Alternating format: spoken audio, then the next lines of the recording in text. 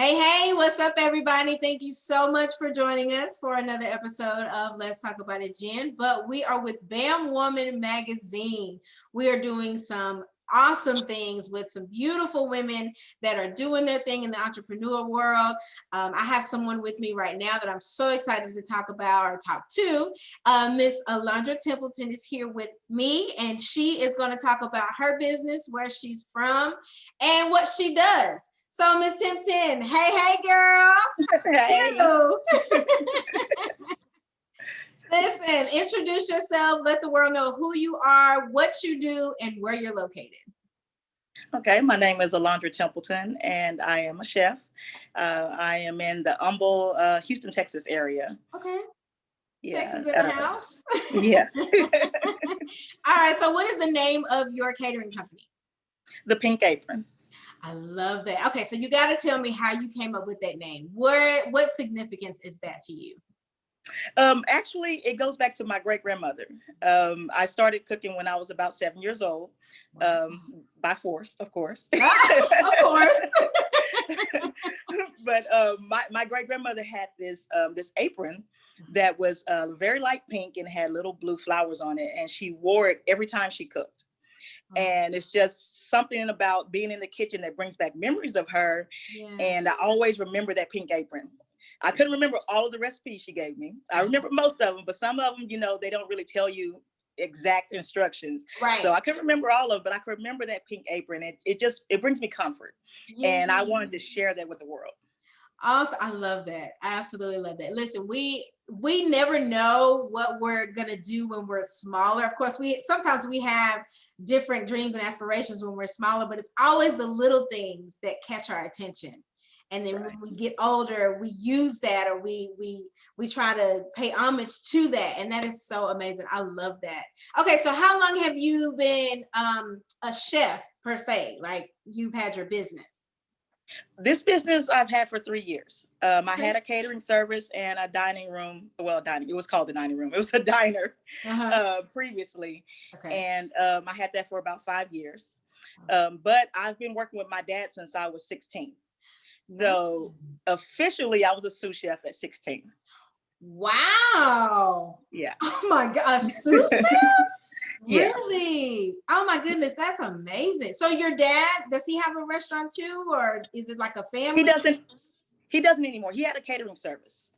And he did that for about 25 years. And I helped him out with it also before I branched out on my own. Yeah. Oh, that's awesome. That is amazing. Okay, so in your journey of entrepreneurship, what has been some of the things that you've gone through that, of course, you've overcome, but some of the toughest things that you had to deal with in the catering business?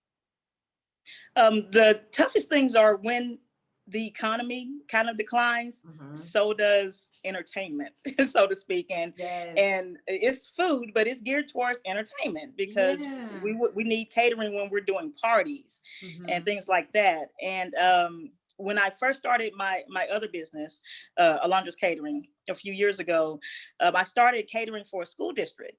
But when the budget cuts came at the school district, of course, one of the first things to go is, we needing someone to come out. We'll just use the cafeteria, that type of thing. So that hurt a lot, but I had to learn how to be a little more versatile. Yeah. So that's when I opened up a diner. And I said, okay, so I'll have the catering and the diner. They kind of back up each other. When one kind of slacks off, then the other one will pick up. Right.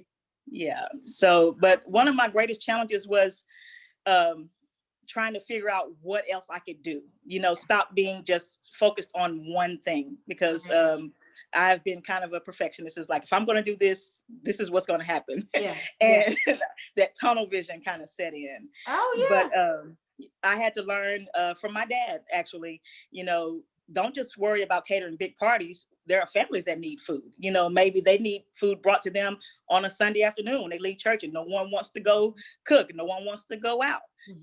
There are people who are at home or who are single, who are in the corporate world, who are so busy, they don't have time. You can be that person that provides for them. So I started doing private chef. types of Okay. things. So, which is why I'm where I am now. Yes, I love it. Hey, Dad had a great idea, and you did it, girl. I love it. Absolutely love it. So, okay, with the climate that we're in, with this pandemic and everything, I think a lot of the smaller businesses, we really didn't get to see how it affected them. Being in the restaurant industry and in the catering industry, how did it affect your business? Because I mean, I'm sure people, of course, the event stopped, there was social distancing, we couldn't be around people, but kind of tell me or talk about how that it affected your business. Everything came to a dead halt immediately because, no weddings, even people couldn't even really have funerals. So there were no repasts and things like that. So, I mean, it took a great toll until they started opening things back up. And then I was more open to doing the personal chef type thing, which was very welcome because people just were tired of eating out, tired of ordering in, so to speak. And so, I mean, it did have a great effect on me.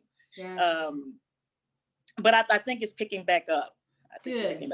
That's good. That was going to be my next question. Has it picked up? But yes, that's amazing. So do you do, so what is the holidays? What is that looking like for you? Are you getting more events, for Thanksgiving, Christmas, New Year's? Are those starting to come in for you?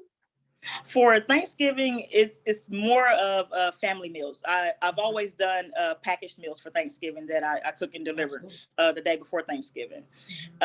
So it's really more of that. There aren't really any events. The events that I have aren't even until next year, starting around February. Yeah, gotcha. Okay, well, good deal. So how can people get in touch with you? Because I know, listen, I get tired of ordering out, and I'm just like, I need a home cooked meal now. We need to do something. So how can people get in touch with you? You can go to my website, www.thepinkapron.com, and you can book from there. Or you can call me, 832-296-9603, and we can take an order over the phone, can figure out what it is you need and when you need it. You can also send an email, send it to events@thepinkapron.com.